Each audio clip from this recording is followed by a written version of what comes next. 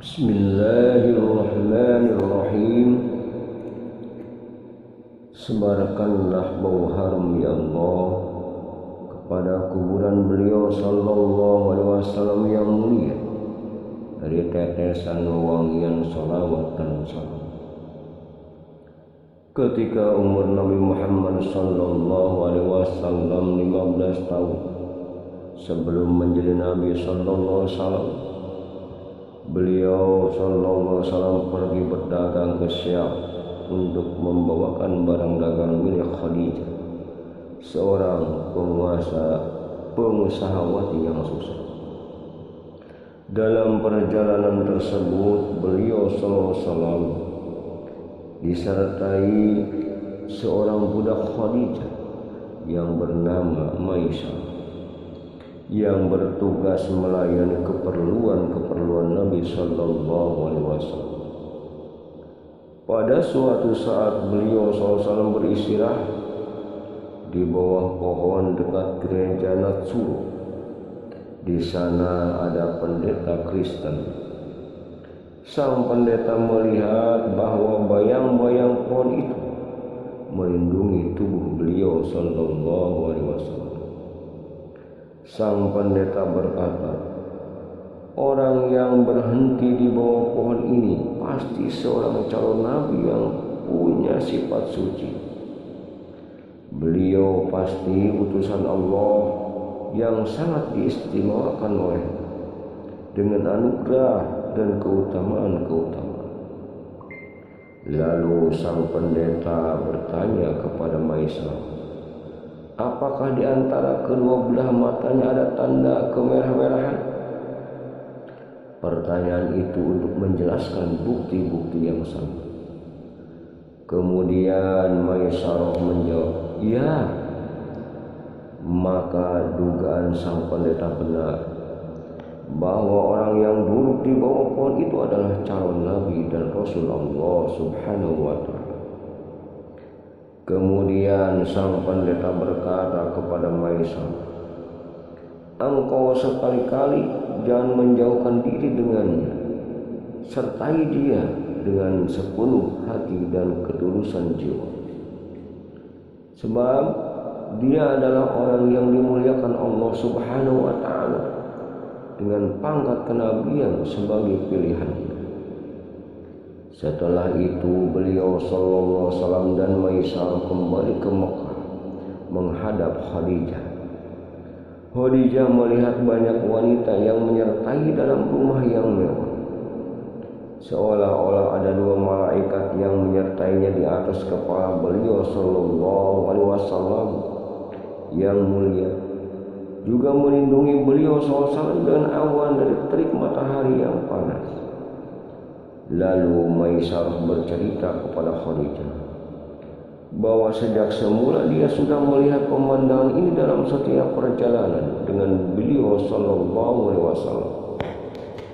Juga Maisarah menceritakan kejadian menarik ketika bersama seorang pendeta.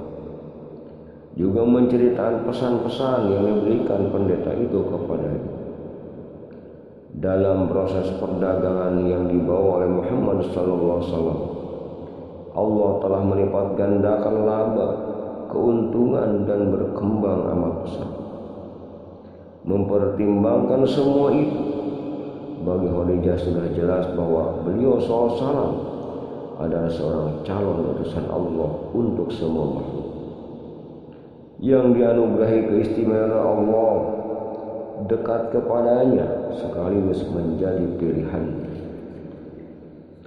Kemudian Khadijah melamar Muhammad SAW untuk dirinya sendiri agar mampu lebih dalam merasakan keimanan kepada beliau yang harum semerbak bau.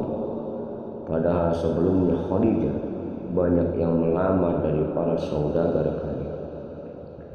Atas kehendak Khadijah seperti ini, kemudian beliau melaporkan kepada paman-pamannya atas ajakan kehendak Khadijah kepada diri dari seorang wanita yang sangat baik hati dan bertakwa.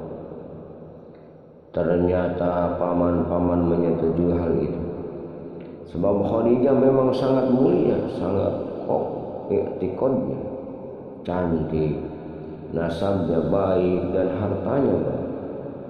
Juga para kaumnya menyetujui kehendak. Setelah itu paman Abu Thalib segera membalas dengan lamaran kepada Khadijah sambil memuji kepada beliau sallallahu alaihi wasallam. Setelah mengucapkan pujian kepada Allah Subhanahu wa taala dengan ujian yang amat tinggi,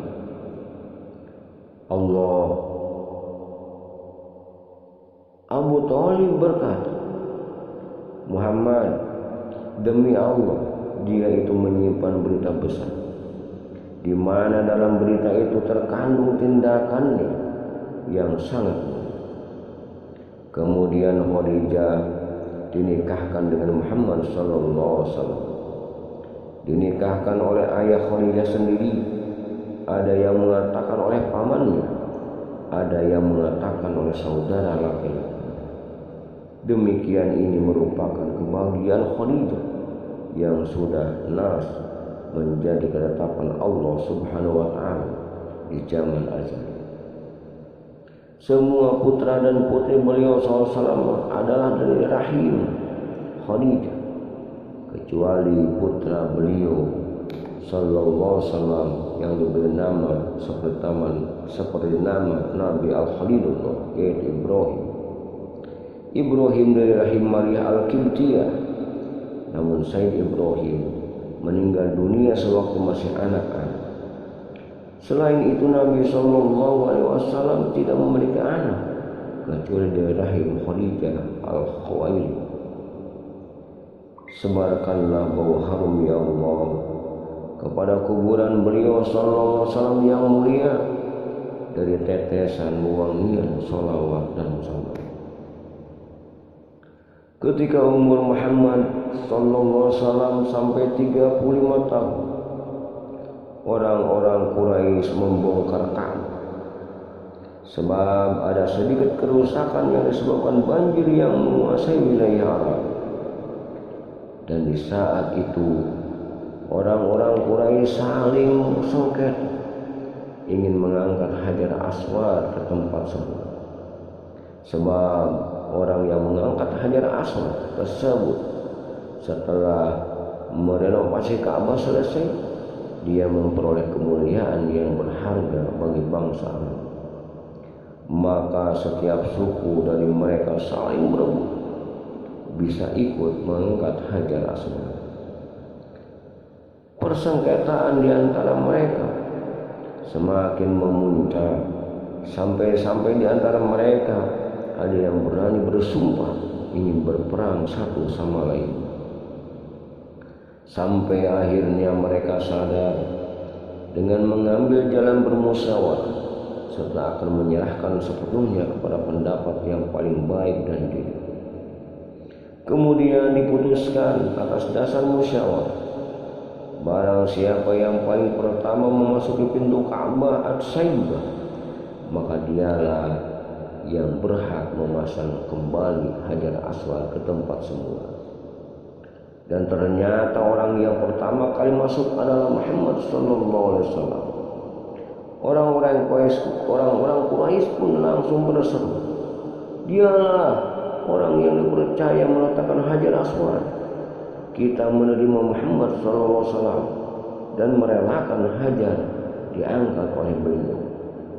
Akhirnya mereka suku-suku Quraisy dari berbagai bani menyerahkan sepenuhnya kepada beliau sallallahu alaihi wasallam sebagai orang yang berhak meletakkan Hajar Aswad sesuai keputusan musyawarah, sekaligus menyelesaikan permasalahan pengangkatan Hajar Aswad.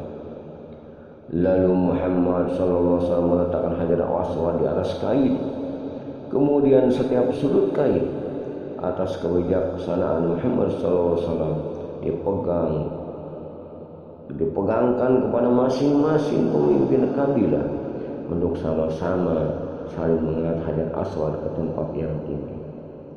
Kemudian mereka pun mengangkat Hajar Aswad itu ke tempat semula di sudut Ka'bah. Setelah itu beliau SAW sendiri yang memegang batu hitam yaitu Hajar Aswad yang berasal dari surga ke tempat sebagaimana yang terlihat sampai sekarang, sekaligus yang membangun Hajar Aswad tersebut. Sebarkanlah bau harum ya Allah kepada kuburan beliau sallallahu alaihi wasallam yang mulia dari tetesan wewangian sholawat dan salam. Wallahu a'lam bishawab.